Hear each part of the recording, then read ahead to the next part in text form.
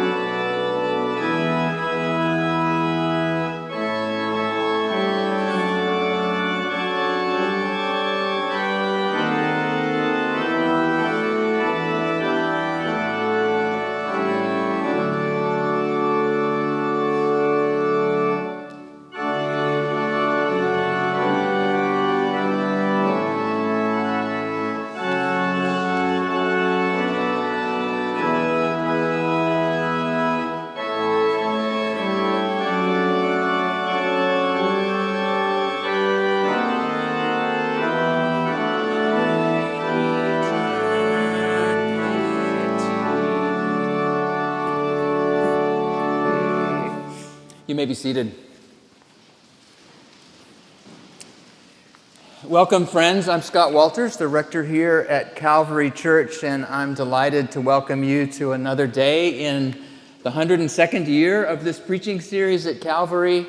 We're glad you're here with us today. A few quick housekeeping items. First, if you wouldn't mind going ahead and silencing your phones. This is me doing my very own right in front of you, just to be a good example. And please know that if parking was difficult for you today, we continue to offer, there's ample parking at our friends at St. Mary's Episcopal Cathedral on Poplar, and a shuttle that runs continuously if you'd like to jump on that, if you come back tomorrow or the next, any time. Things look a little different around here if you've been to Calvary before, which is hopefully it's easier for you to not get lost, but as you're making your way down, if you're going to stay with us for the waffle shop following the service, just either direction, head toward the light. And there's a big light-filled atrium that will take you right into the heart of things, or there's an elevator if you would be more comfortable with that through this door on the left down the hall. And when you get down there, please check out our friends at the St. Mary's Episcopal Bookstore that has some gifts and some books by some of our speakers. And every year we love to welcome Thistle and Bee, which Dr. Nabil has participated in, but they will have a booth there in the Memphis room, we call it, under the stairs, and they offer all kinds of wonderful, delicious things that arise from this healing community women make together to make a new life together in this world. So it's a beautiful social enterprise. I can't commend it to you strongly enough. Support what they do in our world. Tomorrow we're going to have a friend and fellow Episcopalian, Kat Gordon of Muddy's Bake Shop. Hope you'll come back and hear Kat in the pulpit. If you know Kat, you got to be curious about what she's like in a pulpit, right? All right. Dr. Nabil Bayakly is a professor of Arabic and Islamic studies at the University of Memphis. He teaches biology at Lemoyne Owen College. Dr. Bayakly is a passionate advocate for justice, not only among his fellow human beings, but with regard to God's creation as well. And he works for a more welcoming, inclusive, and environmentally sustainable world for us all. We are very honored to have Dr. Bayakly into Calvary's pulpit this day, and I was graced by his presence just in the half an hour of conversation leading up to this. I invite each of you to do whatever you need to do to quiet your mind and open your hearts to whatever God has for each of us to hear through Nabil on this day.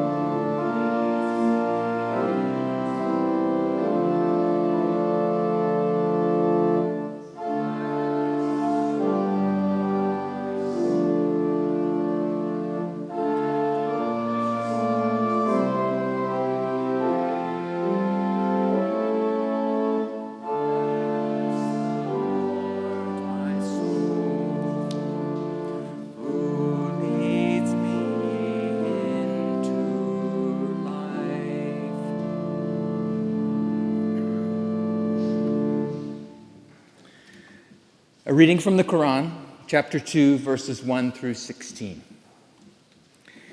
In the name of God, the gracious, the merciful, Alif, Lam, Mim. This is the book in which there is no doubt, a guide for the righteous. Those who believe in the unseen and perform the prayers and give from what we have provided for them. And those who believe in what was revealed to you and in what was revealed before you and are certain of the hereafter. These are upon guidance from their Lord. These are the successful.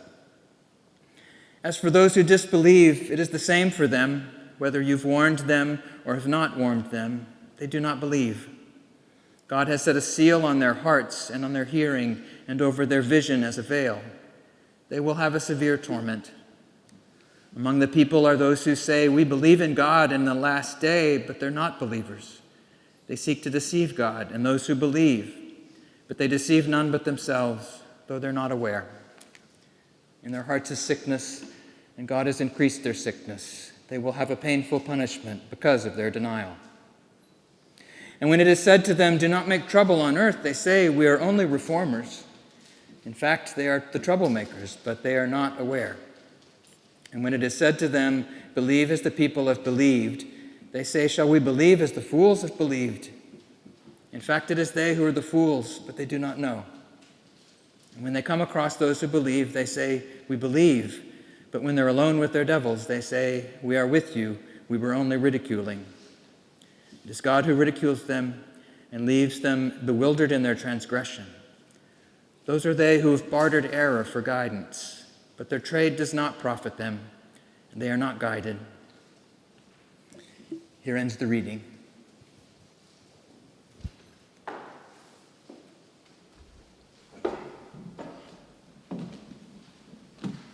Greetings, and with the greetings of all the prophets and messengers, we say Salamun Alaikum. The Quran, actually this is the Surah Al-Baqarah, which is really the second chapter. The first chapter is Al-Fatiha, which means the opening chapter. And this is the second chapter. It starts from 1 through 17. Allah subhanahu wa ta'ala says, the Quran reads as such, أعوذ بالله من الشيطان الرجيم بسم الله الرحمن الرحيم ألف لام ميم ذلك الكتاب لا ريب فيه هدى للمتقين الذين يؤمنون بما أنزل إليك وما أنزل من قبلك وبالآخرة هم يوقنون أولئك على هدى من ربهم وأولئك هم المفلحون إن الذين كفروا سواء عليهم أأنذرتهم أم لم تنذرهم لا يؤمنون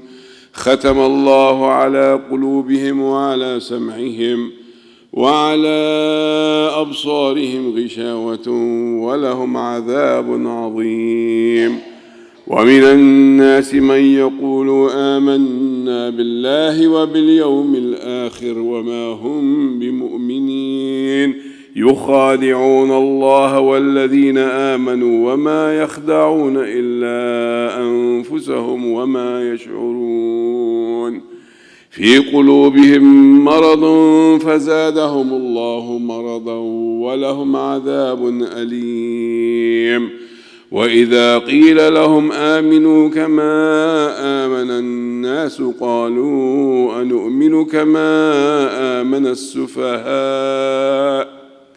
ألا إنهم هم السفهاء ولكن لا يشعرون وإذا لقوا الذين آمنوا قالوا آمنا وإذا خلوا إلى شياطينهم قالوا إن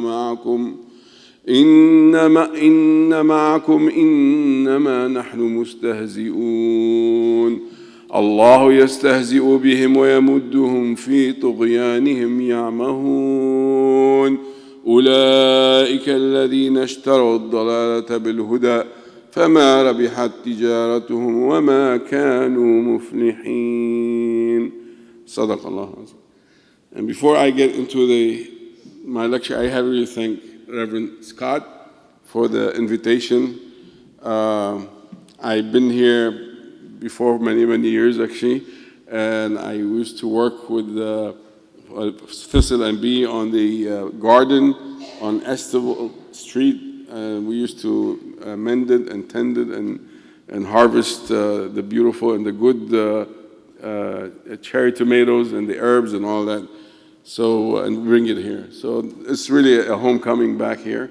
And I also want to thank Katie for her, what shall I say, tenacious, her perseverance, her, I don't know what term you're going to use. Remember, English is my second language, so I wouldn't be able to say all the things that when she told me first, I said, why you want me? And I don't know who told you about me. I'm not really a prolific lecturer or anything. She said, no, we want to come, so we'll have us. I said, okay. I said, let me think about it. And then I got a congestive heart failure. I was in the hospital. So I thought maybe by that time, if I tell her I'm in the hospital, I'll be okay. And no. I was like, what's up with that? I said, girl, I'm in the hospital. Oh, we pray for you. And thank you for your prayers. Thank you for your prayers.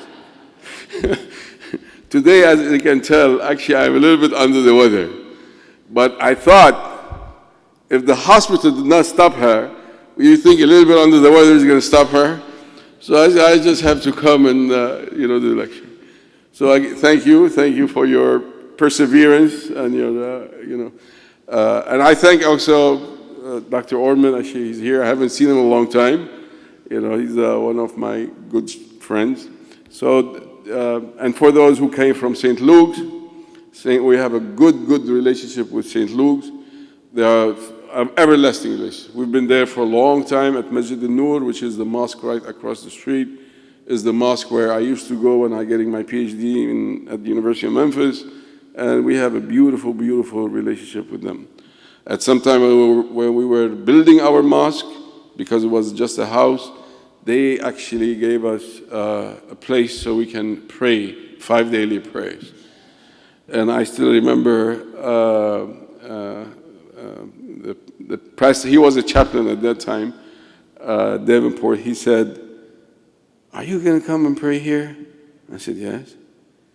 He said, "You're going to do this 5 times a day?" I said, "Yes." He said, "We have a hard time bringing people on Wednesdays and Fridays and Sundays." "I want to see how you do that." I said, "Give us the key." And he gave us the key, and we were praying there 5 times a day. And when we pray, actually we have to take wudu, water, cleanse yourself and all that. So I know he was running a much higher bill on the MLGW.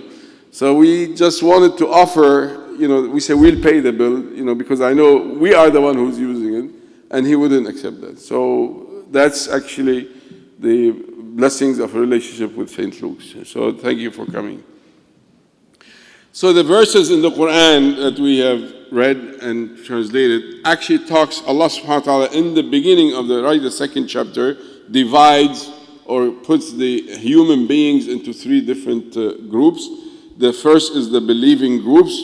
And the believer groups, as you see, that Allah subhanahu wa ta'ala says, الَّذِينَ يُؤْمِنُونَ بِمَا أُنزِلَ إِلَيْكَ وَمَا أُنزِلَ مِن قَبْلِكَ. That what has revealed to you, and that's what has been revealed to those who came before you. And who are the one who came before Prophet Muhammad sallallahu alaihi wasallam? Were Jesus alayhi salam and Moses alayhi salam. And that's why if a missionary comes on my door and knocks on the door and he wants to talk about Jesus, I say, "Come on." Come on. No, you got to believe with the Virgin. I said, it's in the Quran. And he said, no, you got to believe in the second coming. I said, "Look, man, we're waiting on him.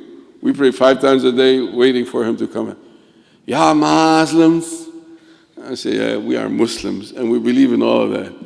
So many times it really baffles those who come to think or believe that really we believe in all these things about Jesus alayhi salam. And actually we believe in even more things in the Bible about Jesus alayhi salam.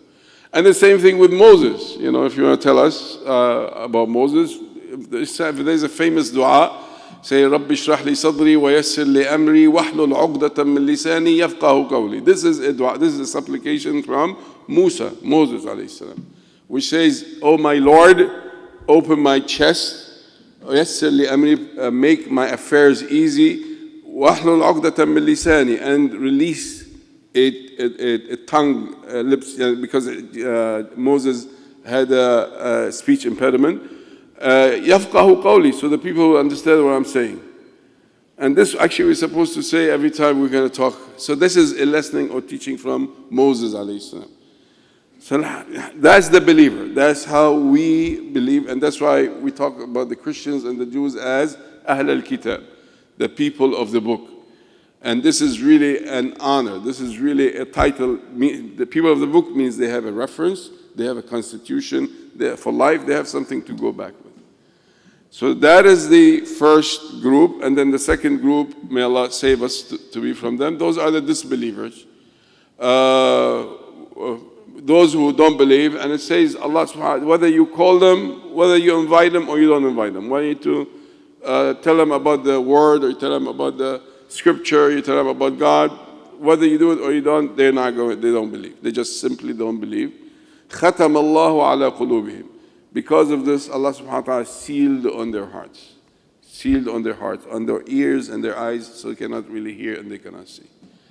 And the third group, which I really want to talk about, is the hypocrites. And the hypocrites, وَمِنَ النَّاسِ مَنْ يَقُولُ آمَنَّا بِاللَّهِ وَبِالْيَوْمِ الْآخِرِ وَمَا هُمْ بِمُؤْمِنِينَ يُخَادِعُونَ اللَّهَ وَالَّذِينَ آمَنُوا وَمَا يَخْدَعُونَ إِلَّا أَنفُسِهِمْ فِي قُلُوبِهِمْ مَرَضٌ فَزَادَهُمُ اللَّهُ مَرَضًا. Among people who say that we believe, but actually they don't believe. يُخَادِعُونَ اللَّهَ, they think that they are deceiving Allah. وَمَا يَخْدَعُونَ إِلَّا أَنفُسَهُمْ, they're only deceiving themselves. فِي قُلُوبِهِمْ مَرَضٌ, they have a sickness, a disease in their hearts. And this disease or sickness in the heart is not the one I take medicine for after my congestive heart failure. It's really the arrogance that's in the heart. So that's what disease in the heart is: arrogance and self. I'm not going to say. We know somebody in the White House. If you don't thank him enough, you get kicked from the White House, right? So that's a disease in the heart. That's really a disease in the heart that Allah subhanahu wa ta'ala describes it. وَإِذَا خَلَوْا إِلَى, if they come to the believers, they say, إِنَّ مَعَكُمْ. They say, we are with you. You don't come alone. وَإِذَا خَلَوْا إِلَى شَيَاطِينِهِمْ, if they go to their devils, to their group, whatever, then قَالُوا إِنَّمَا نَحْنُ مُسْتَهْزِئُونَ. We are really ridiculing them. We are laughing and ridiculing them. So this is why nowadays, actually, this world is full of this third group. This world nowadays, what you see, is full of third group. If it wasn't full of third group, you wouldn't know you wouldn't see what's going on in Gaza nowadays. What's been happening in Palestine for the past year, to almost year and a half, and everybody is just looking the other way, as if the Geneva Conventions are not applicable to the Palestinians, as if the human rights are not applicable to the Palestinians, as if the children's rights, as if women's rights, environmental rights, animal rights, all of these rights they suspended whenever you talk about Palestine. And if you do, right, you say, these are innocent people that are being killed, then you are what? Pro-Hamas. So even advocating for peace and for ceasefire has become weaponized. It has become weaponized. If you speak with that, then you are really among the terrorists. And that's what we saw with Mahmoud Khalil. Mahmoud Khalil is the student from Columbia Graduate School. He is Palestinian. Naturally, for a Palestinian is to do what? Defend your country, defend your people. And because he was doing this, then he was labeled as what? Pro-Hamas. And this morning, the same thing happened to a professor actually at Georgetown. He gave his lecture at night, he was going home, and he was captured on the road. Already now in Louisiana. He was captured last night, today he is in Louisiana. So again, this is what's, when the people say that we believe in human rights, and we believe in equal opportunity, we believe in what the United States stands for. Right? Give me the weak, give me the throttle, the poor and the hungry, and I shall, that's what everybody thinks of the United States with the Statues of Liberty. Now I know when I'm saying this, I am not trying to deny an evil thing that happened actually on October 7th. Killing innocent people is, whoever you are, whatever you are, cannot be justified. Innocent lives to be killed, then that's really, what do you call it? It's an abomination. It's really an evil thing to do. But things did not start on October 7th. That's number one. Really, what you call the war did not start on October 7th. It started way before that. It started tens of years before that, decades before that. What happens is that when you come and say that on October 7th, there were 40 beheaded babies, and that there were women that got raped, and then when you ask for evidence for that, there's no evidence for that. So this means that you are hyperbolating, you are increasing, making the problem much higher, much bigger. And when you start lying about these things, then you're just going to lie about many other things. And in the war, that's actually the alarm. And the alarm comes up and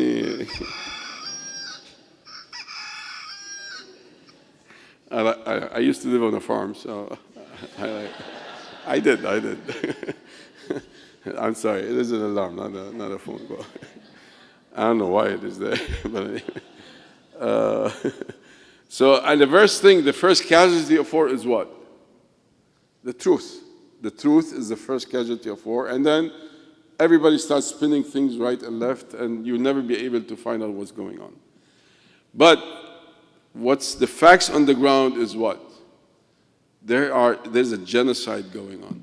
There is really an ethnic cleansing. And all these professors that they're trying to define and they're trying to articulate and and all these universities and all that stuff, is it really genocide? It doesn't matter what you think. It's what's going on the ground. When you bomb and kill children, Now I know that they say they're targeting Hamas, but even the media, the reporters, the news reporters, those who stayed alive, they would go to where things were bombed, where they killed, and they say, we only see books, we only see toys, we only see clothes of young babies. We don't see any weapons there. We don't see any body of somebody who's in the fatigue or anything like this, or any bombs or anything like that. So where you're saying that you are bombing or you are targeting militants there, there's not one evidence of any militancy. And guess what happens to these reporters? Either they get removed from their position or they get killed. Gaza, so far, the most, by far, the most deaths of reporters happened actually in Gaza. And why? Because they are on the ground, they're trying to show what's going on, and this is really, of course, the powers that be doesn't want you to know what's going on. And the media, in general, doesn't want you to know what's going on, and the people, why they go to, then the social media. And then you can see everything there in the social media, and everything is being presented. Now, the hypocrisy of the media is also shown in Shireen Abu Akleh. I don't know if you remember this name, but before even the war started, there was one reporter. She's an American Palestinian, and she's a Christian. She was reporting on a battle that's happening in the West Bank, and she was sniped. A sniper took her down. And when you come here and you talk to the Congress and you talk to the president, you talk to all of them, they don't want to even listen. I said, that's an American citizen. And they don't want to see. American citizens, reporter, dressed up all with the report, whatever, media and journalists, and having the head covered with all of this, and the bullet went right into her neck here. The only one who can do that is really, you cannot tell me that's accidental. So this is why you see even the media, there's hypocrisy in the media. Is that when you say that there were, you report that there were 40 beheaded, and there wasn't any 40 beheaded, you didn't see, there's no proof for that, while tens of thousands, 20,000 child are killed, you don't say nothing about it. If you said that there were 20 beheaded children, and you made the news, like all the way, and you start talking, and which is right. If there were 40 beheaded children, it's right to do that. But what about the 20,000 children that they were killed? You didn't say nothing about it. You said that there were women that were raped. There is no evidence of this. Our women, when they come out from the jail, from really detention, from their hostage that they were taken by the Israelis, they come out pregnant. There were two male doctors that were killed by sodomy. They sodomized them into death. You don't say nothing about that. Why the human rights stops when it comes to a Palestinian. But the other group, the Zionists, you make it so big, even to the extent that you're lying and it doesn't matter. So that's the hypocrisy of the world. That's what we see, that the whole world is becoming really so hypocritical that, in a sense, that where you're going to stop, how you're going to stop, what you're going to do and all that.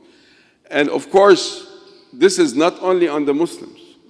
Let me tell you, it's not only the Muslims that are targeted. In Gaza, there was the third oldest church, Saint Porphyrius, that was actually bombed and killed and destroyed. Not only this, but the congregants, members of the congregants, there were a mother and her daughter. And the daughter went out to get something out from the church, and she was sniped and killed. When her mother came out to take her and just bring her, her mother also was sniped and killed. This is a sniper. What's a sniper? It's somebody who's looking and aiming, shooting, and doing this. You cannot say this is an accident. And when they're coming out from the church, these are girls. These are women. How are you going to confuse those with the Hamas? So the killing never stopped.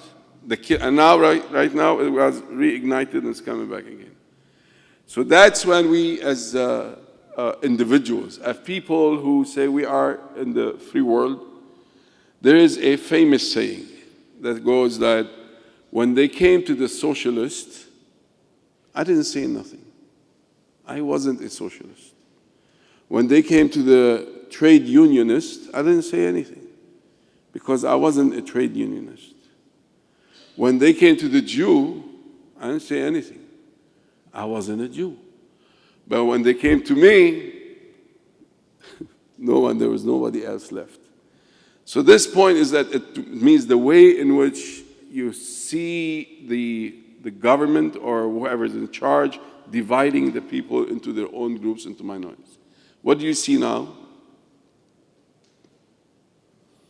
The Latino, all those who are coming from Latin America, and they're really running away from the, how shall I say, the politics that in a way United States dictated on their leaders and all that.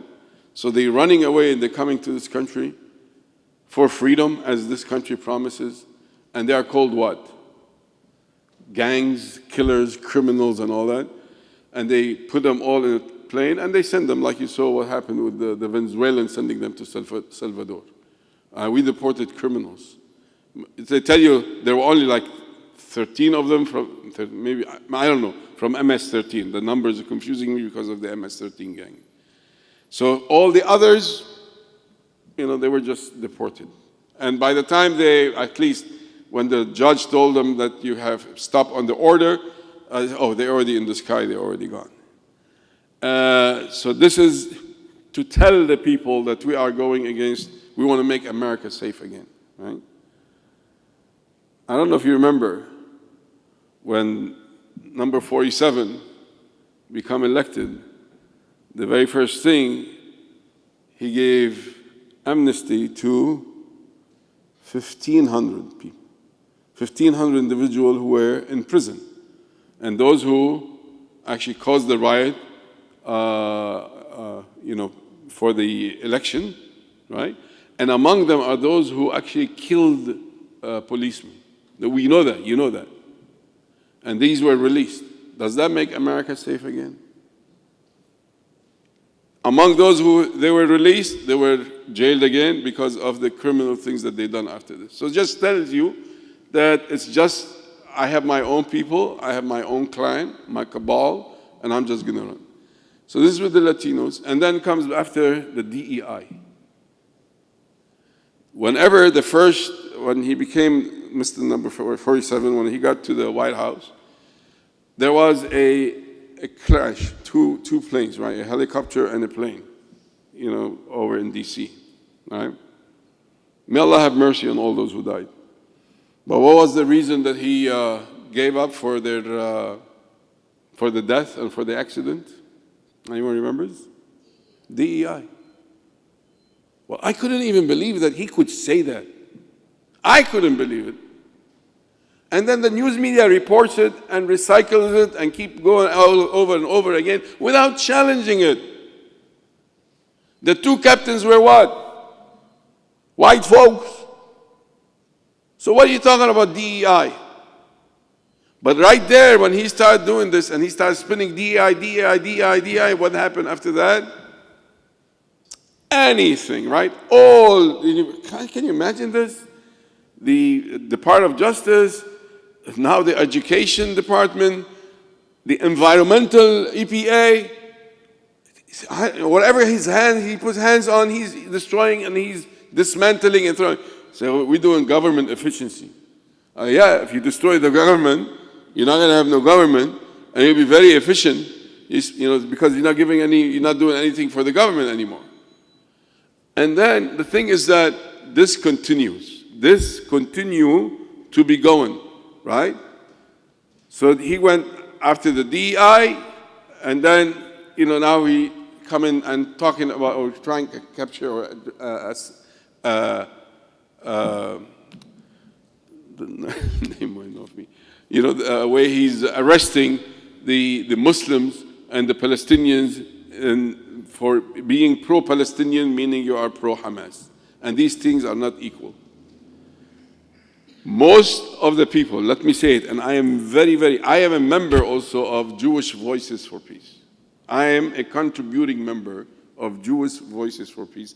And I've been a member for, I don't know, 5, 10 years? How long Jewish Voices for Peace been? Many years. So before all of this happened, I was a member of Jewish Voices for Peace. The ones who were leading most of the demonstrations, most of the sit-in, most of the things that you done for Palestinians were Jewish Voices for Peace. And Pink, the other one was actually Pink, and also the Rabbis for Human Rights. So really the ones who are defending more the Palestinians, not even us, not even the Muslims and the Arabs, but really it's the Jewish who are really speaking out. And why are they speaking out? Because Israel doesn't represent them. When you stand up and you say Israel represents the Jews, it's an insult for them. Because not all Jews want to be represented by Israel. Not all Jews. You have another Jews called Natori Karta who are anti-Zionist. They are anti-Zionist. They're the first one who will put the Palestinian flag and they will go to Israel and they demonstrate there and actually they get arrested, they get kicked, they get killed and all that stuff too. And also there's the refuseniks which are within the Israeli defensive forces and all that. So not everybody goes by that Israel protect the Jews. And for them, actually, this becomes an insult because you're making the Jews all monolithic, all like one group, and they're not. They're diverse. There are those who are anti-Zionist. There are those who are like J Street. J Street is pro-Zionist, but they're not really lethal. They're not killers. They don't do massacres and all that. And then they have the extremists among them too. And what this government is doing, who are they following? The extremists. Yesterday, there was a group, yesterday, there was a group of Israeli, the parents of some of the hostages that are taken. They demonstrated in front of Netanyahu's house. And 12 of them were thrown to jail. They were arrested and thrown to jail. Netanyahu puts out a tweet that says as such, whenever a strong right-wing government is elected by the people, then the left wings and the deep state start making problems through the judiciary. Me and with America, we're going to make this world strong. So he's catering right to the same terms that Mr. 47 is doing. The same terminology he's using. Talking about deep state. And he's talking about in Israel. The deep state is in Israel. So, this insanity that's going on, and there's no one, it seems like, is ready to stop it and say we shouldn't, this is not what's supposed to be. For those who stand up and say, Israel Chai, which means long live Israel, which Israel they want to live? Which Israel are they talking about? Right now, as we speak, really, by law, Israel is an apartheid state. I'm not the first one who said it, but I say it again. Israel is an apartheid state. The first one who blew the whistle on them was the late Jimmy Carter. May his memory be honored. He wrote a book called Peace, Not Apartheid in Palestine. And of course, everybody went against him. He's anti-Semite, he's all this. But actually, he was talking about it from what his experience as a president, what he's seen with his own eyes. So when you stand up and you say you are pro-Israel, are you pro-apartheid? Are you pro a system that's apartheid? And I can stand here, I don't know how much time we have. I can tell you about all the laws that shows legal separation and legal discrimination between the Palestinians or the Arab Israelis and the Jewish members of the state. In fact, when they say Israel is a democracy, the second thing they say right after that, they say what? It's a Jewish democracy. Whenever somebody tells me that, I said, you know what? Iran is a Shia democracy. And Saudi Arabia is a Wahhabi democracy, and the Vatican is a Catholic democracy. Can democracy have a religion? Can democracy have a religion? If democracy have a religion, would that be a democracy? If you say this is a Jewish democracy, what the Palestinians, Christian in Israel will do? We don't have democracy. What the Muslims, and the Muslims, let me tell you, are 20% from the 1948 border, 20% and increasing. So they don't get democracy. So what is, when you come and say you're supporting it, so you're supporting that kind of a system. So that's why what I'm asking here is for everybody to rethink. If you haven't done it before, really rethink of what's going on now in the Middle East. And until we really understand what's going on in the Middle East, this war will continue. This war, this genocide will continue. And, for the Palestinians themselves, they are going to rise again. I am telling you this. I promise you this. They will rise again. They will rebuild Gaza, and they will rebuild every part of West Bank that has been destroyed. That's who the Palestinians are. The Palestinians have been surviving even before the Phoenicians. With all respect to those who say that this is our land, we were there first, we are the descendants of Canaanites. We are descendants of Canaanites. You tell me you've been there 4,000 years ago, I tell you, you are the new kid on the block. Maybe in the United States here in the Western world, you say 4,000 years, they take it as a big number. But our civilizations goes back all the way to the Babylonians, to the Akkadians, to the Assyrians, 11 and 12,000 years ago. So when you tell me 4,000 years, I say, yeah, so you're a new kid on the block. Oh, you don't understand Abraham came. Abraham? Huh? Abraham is Iraqi for us. He's one of our brothers. He came from Iraq. Oh, Moses, huh? Moses come from where? Egypt. And he married with who? Midianite, Jordanian. So your messengers, your prophets, also they come from where? From us. So there's a crucial understanding here for some people to say that this is us and we are them. They are them. And that's actually what the beginning of a genocide starts with. When you start actually making people look, they are different than us. And you continue dehumanization, and you've seen it all, whether it's Netanyahu who was talking all the time that these are animals and they need to be killed, and he uses actually the Bible to justify his evil. After him, even actually all the cabinets, Ben Ghafir, Smotrich, they all actually say so many bad things, dehumanizing the Palestinians. But we know that justice is justice, and vengeance is not justice. And what happened actually in the Bible, that in Genesis there's a Lamech, right?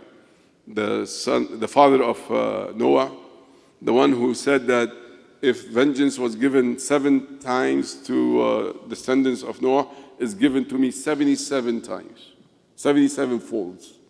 So what he's saying that if somebody hurt him, he'll have 77 times reason for a vengeance, or 77 folds that way. And that's, again, in Genesis. When Jesus came, he said what? Blessed are the peacemakers on this earth, for they shall inherit the kingdom of heaven. And I know I didn't say that, but the school in Lebanon that I graduated from was called Tripoli, heard this, Evangelical School. So I grew up in an evangelical school. But I tell you what, evangelicals in Lebanon and in the Middle East are totally different than what you see here. And I remember this actually when Ted McIntyre, I don't know if you remember him. He's the one who has the breakfast prayer for Jerusalem. So I ran into him actually when I first came to Memphis, long time ago. And I don't know how we talk. He says, where are you from? I said, I'm from Lebanon. He said, what school you went to? I said, Tripoli Evangelical School. Ah, you went to Evangelical? I said, yes.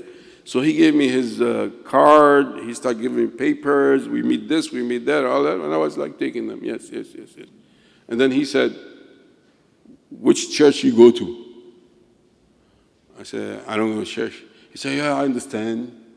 All churches are, a lot of things people don't say right. I tell you, go to blah, blah, blah church. I'm not going to mention it. And you will have the right, Jesus will be with you. So I told him, you see, I am a Muslim. When I said that, the books were still in my hand, and the card was, he started taking them back. And I looked at him and said, I am no longer evangelical. You don't like me no more. What happened? So at that time, I realized, when you say evangelical, people hear something else. People hear something else. Everyone's going to interpret the way they want to interpret it. So that's when it becomes actually important for us. There is a Father Isaac, Father Munzir Ishaq or Isaac, and he's an evangelical Lutheran of the church in Bethlehem. And he's the one who said it. He said the Western Christianity has betrayed the Eastern Christianity just so that they will continue the empire or the colonialist concepts. So that's why we have to wake up. We have to metamorphose. We have to, whatever you want to term it, born again in the concept of what's going on in the Middle East. And if we don't do this, ceasefire is not the end of the problems. Occupation will end, is the problem. And when you end the occupation, then the problem will be over. And that's what we have to work on. End the occupation. And when people say, from the river to the sea, Palestine will be free, nobody's saying annihilate the Jews or the Zionists. All what they're saying, we yearn for freedom in the land, in the Holy Land. That's all what they're saying. That we want freedom also. We want freedom for ourselves. You probably heard this one before, from the river to the sea. Anyone heard from the river to the river? Have you ever heard it? From the river to the river? Huh? From the river to the river, Israel will live forever. You know what two rivers? From the river to the sea means the Jordan River to the Mediterranean Sea. From the river to the river, you know what two rivers we're talking about? The Euphrates and the Nile. And if you have actually the map of what's called Erad's Israel, Erad's, which means the Ard, the land of Israel, you will see actually the map, and you will see the Euphrates, and you will see the Nile on the side, and there is like a machine gun, like holding a machine gun in the middle. And that was actually the sign. This is where this term comes from. Right now, Ben Ghafir, Smotrich, and Netanyahu, they really believe in that terminology. They believe in that kind of terminology. They don't believe in what Rabin was believing in. They believe in Jabotinsky, Zev Jabotinsky, who talk about the mowing the grass policy, Hannibal policy, which means kill everybody. That's basically what it means. So again, the concept is, what is it that you want to support? If you want to say, if you know that this is what Israel is doing and you're supporting that, then you are supporting genocide. But if you didn't know, which is, I know that a lot of people don't know that actually Israel has even a political boundary. Why it doesn't have a political boundary? Because they want Lebanon, and that's why they're in Lebanon. They want Syria, that's why in Syria. They won't get to Iraq. So when you put a political boundary, you're saying this is where Israel is, and that's a big, big debate. Should we be in that place, or should we still look for the greater Israel? So again, I'm talking to you here. I want you to listen with your heart, really. Take these words with your heart. I am one of Yao, if I can say that. My school, the chapel that I went to, looks very much like this chapel. Very much like this chapel. I learned, and if you want me to say it, the Lord's Prayer, أبانا الذي في السماوات فليتقدس اسمك فليتمجد ملكوتك فلتكن مشيئتك كما في السماء كذلك على الأرض خبزنا كفافنا أعطنا اليوم. Our Lord, our Father, thou art in heaven, let holy be thy name. This is actually in Arabic. I learned this in Arabic. I never thought that there's a problem with it as a Muslim saying that. So listen to me, listen, because this is really extremely important. I thank you for all of this. And let me finish with actually a supplication, a dua.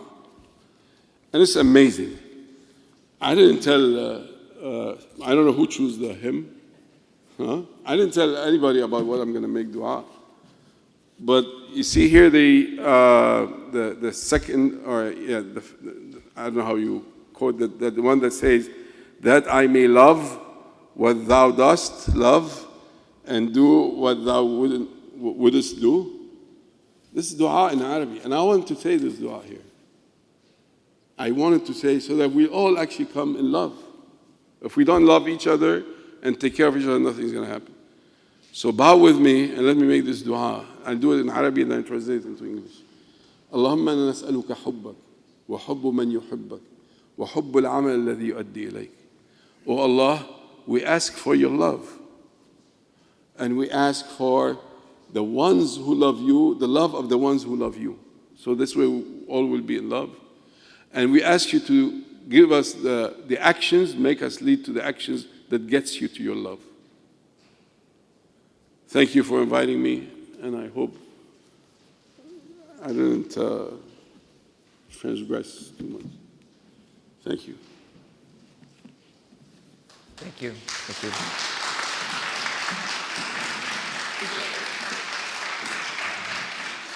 Dr. Nabil will be at the foot of the steps. It is Ramadan. He won't be partaking of waffle